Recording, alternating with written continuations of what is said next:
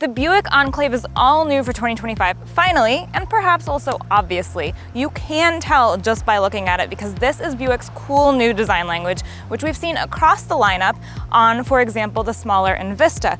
I did a full video review on that. I did spend the whole time calling it the Envista. This is the Envista. The Envista shares every Envista. Buick Envista starts at like barista, which I think is fair. Check that out if you want a few laughs and also some pretty good insight. Now, the looks are not all that's new for this full-size 3-row crossover, so let's dive right in. I want to say that this new Enclave is completely different from the front, like completely, because it does have a very different character, but there are a few similarities if you do a side-by-side comparison with the 24 and the 25. For example, they both have a really similar shape to these DRLs, which Buick calls the checkmark style headlamps. So that's a familiar element. So is this high visual belt line, although I do think it's a lot more obvious for 2025, especially the way that this sort of mean catfish face like pinches up right at this point, gives it sort of an imposing look, and again, just a really high line across the front here. Now, because this is a sport touring trim, we have a unique gloss black grille surround, and then of course, every new Enclave gets Buick's new logo.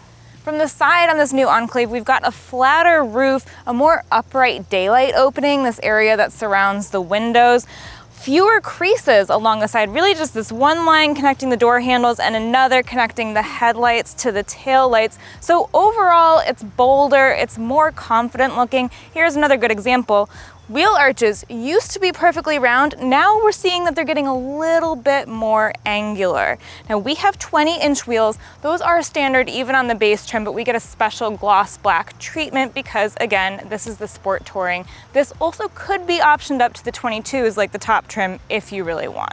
This color is GM's Cherry Red Tint Coat. It's a $645 option, and in fact, the only color that's available at no extra cost for the new Enclave is Summit White. Now, again, at the back, I think it's stronger and more assertive looking. Partly, it's the way that the windshield now wraps around that rear quarter and has this flat bottom all the way across. It's one band. It used to jog up a little bit here to accommodate the old round Buick logo. Of course, we have the new Buick logo back here as well.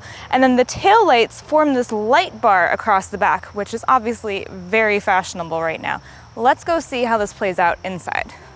We do have some very fashionable features inside as well, like this giant screen. This is standard and it makes a single display, which again, very hot these days.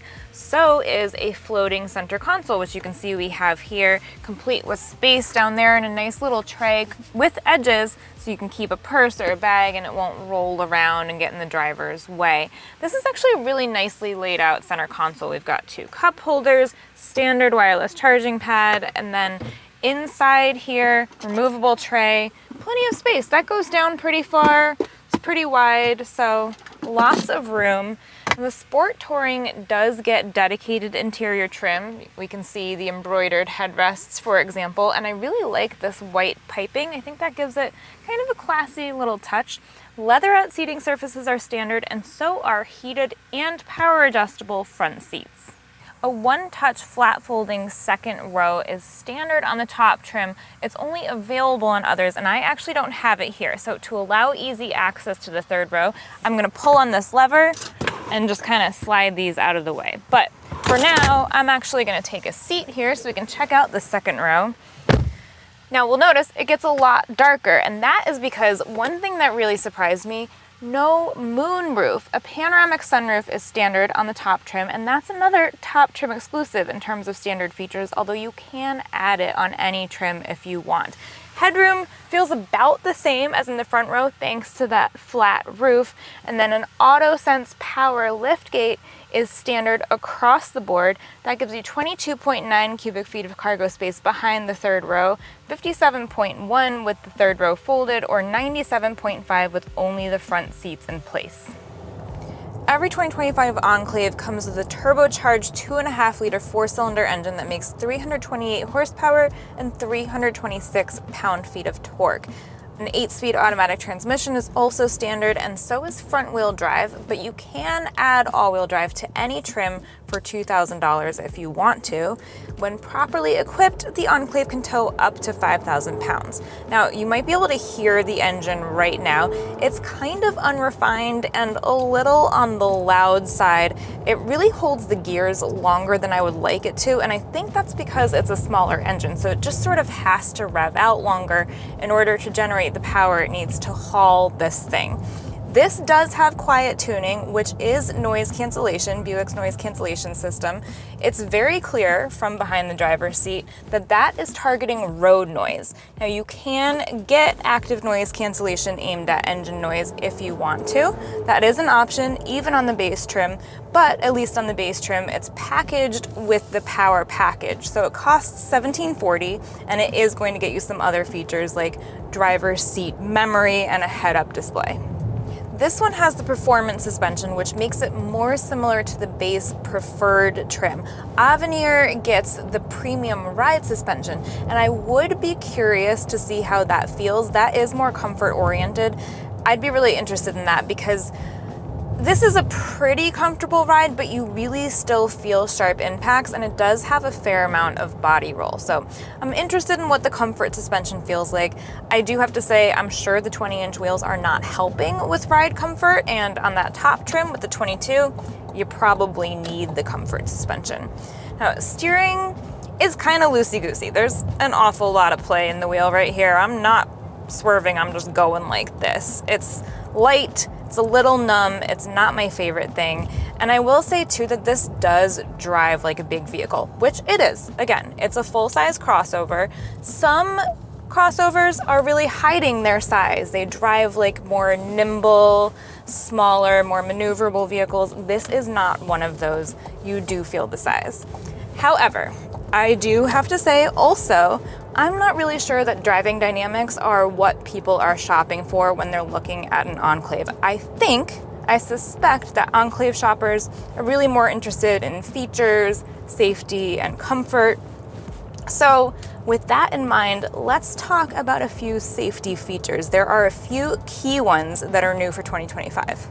Newly standard for 2025 are traffic sign recognition, blind zone steering assist, intersection automatic emergency braking, and lane keep assist with lane departure warning.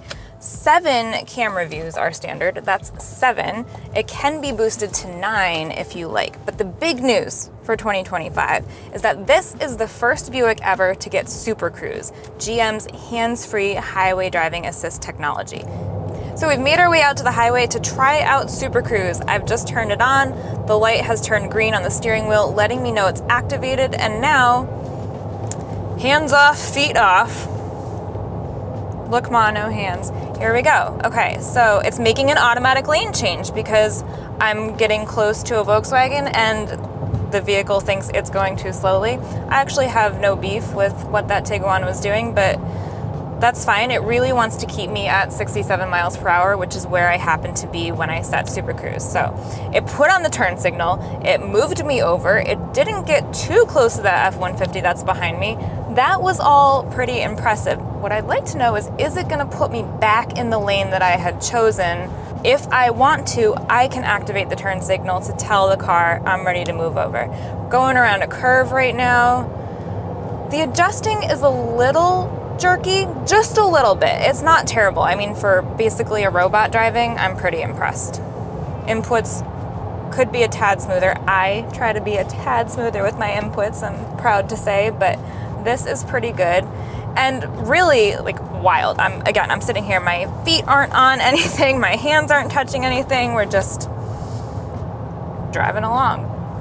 Now, this pretty cool feature, and I mean really cool, I'm coming up on a traffic jam right now, and A, it slowed down, B, it changed lanes, because it's like, hey, let's get you out of this situation. It's kind of like being chauffeured.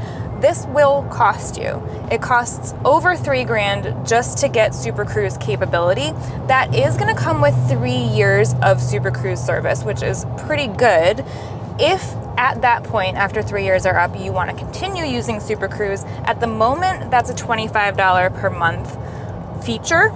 I make no promises that at the time when your Super Cruise expires, it will still be $25 per month. It's really hard to predict. And look at that, it just put me back in the lane I had picked. So it's kind of like magic.